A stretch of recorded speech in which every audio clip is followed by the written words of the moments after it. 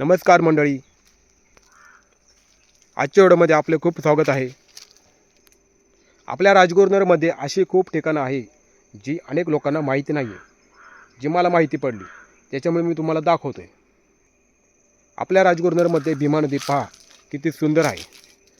कुठं लांब जायची गरज नाही. अतिशय सुंदर अशी जागा आहे ती तुम्हाला आता दिसेलच. आणि भीमा नदी खूप सुंदर आहे आणि खूप मोठी आहे. दोंदे गावात, तालुका खेड, जिल्हा पुणे. इतर लोकांसारखं मी हिडन प्लेस म्हणत नाही, सगळी प्लेस मी दाखवणार आहे. येथे बिबट्या पाणी पिण्यास येत असतो.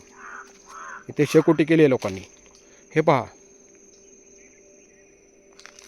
किती मोठं असं पात्र आपल्याला दिसतंय.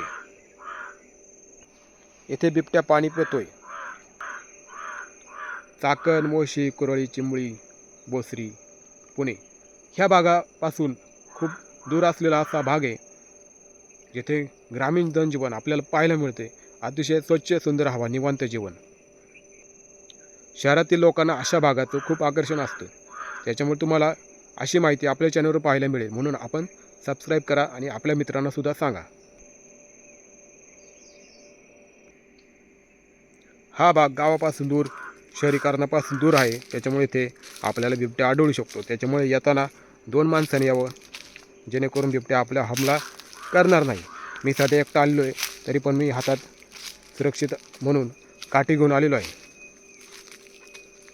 तर ही नदी मला खूप आवडली आहे. इथे मी थोडा वेळ पोहणार आहे आणि मी घरी जाणार आहे. तुम्हाला वाटत असेल की कुत्र्याचे निशाण आहेत, तसं नाही. माझा हात बघा. 2 शेतकरी मला वाटेत भेटले होते. त्यांनी मला सांगितलं की त्याच्या भावावर बिबट्या सकाळी 6:30 वाजता ओरडला होता आणि बिबट्या इथे राहतोय. तो कुठंतरी ते खाली राहत असावा. तर त्याचे ठसे आपल्याला इथं दिसत आहे. हे पहा,